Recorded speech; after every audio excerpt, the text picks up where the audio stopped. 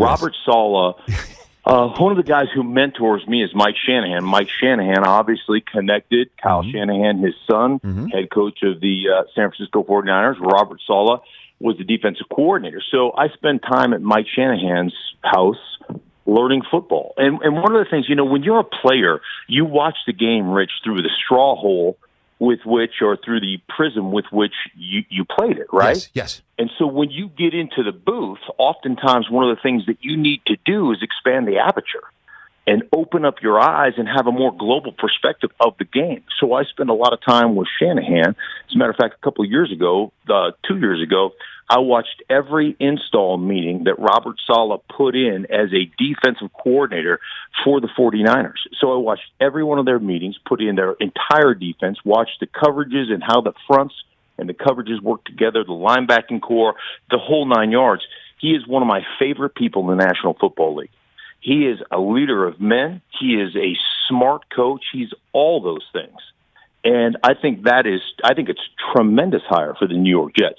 That being said, as I always say, had the games been played on paper, I would have spent a lot less time on an operating table. It takes more than that. It takes the right character men. Joe Gibbs said this to me when I first came in the league. He said it to our team all the time. You know what? Great athletes will win you or make plays in the first three quarters. Character men that care about each other and are willing to sacrifice win games in the fourth quarter. And so there is a cultural aspect to playing this game and playing this game well that has to take place. And I think that's the thing that misses most people that are fans of football think it's just about good players.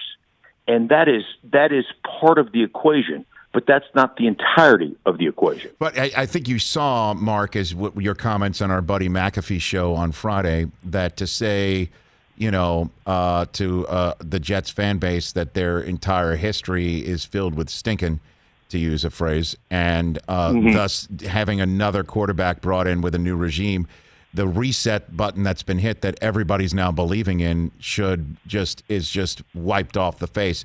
I think, and you're also seeing a very fragile fan base, Mark, a very fragile fan base. You've been exposed to. I can understand why. Yes. I've gone through the last 6 seasons here as a Bronco guy that does a radio show every day. I understand fragility, and I understand how fleeting winning games is. You're 100% right. My basic comments on Pat's show was not about the Jets in general. It was about the state of quarterbacks coming out of the draft in this league and the way the league covets those and moves those guys up in the draft based upon the position that they play.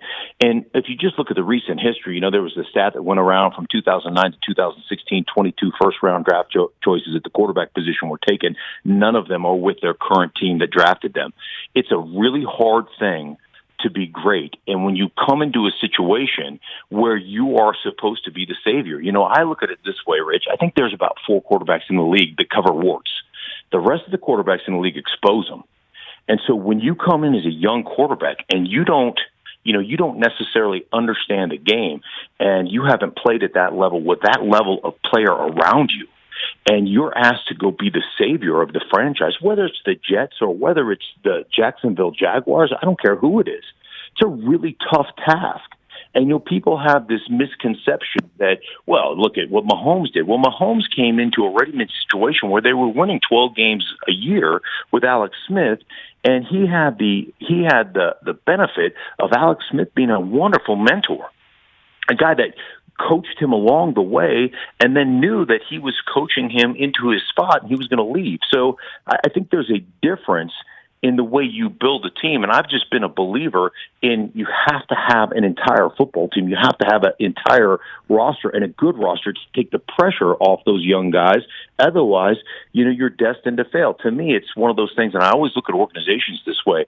You put a guy in a position to fail, then don't act shocked when he actually fails if you put him in that position. Hey, you watched all the way to the end. Thanks for that. Watch more right here.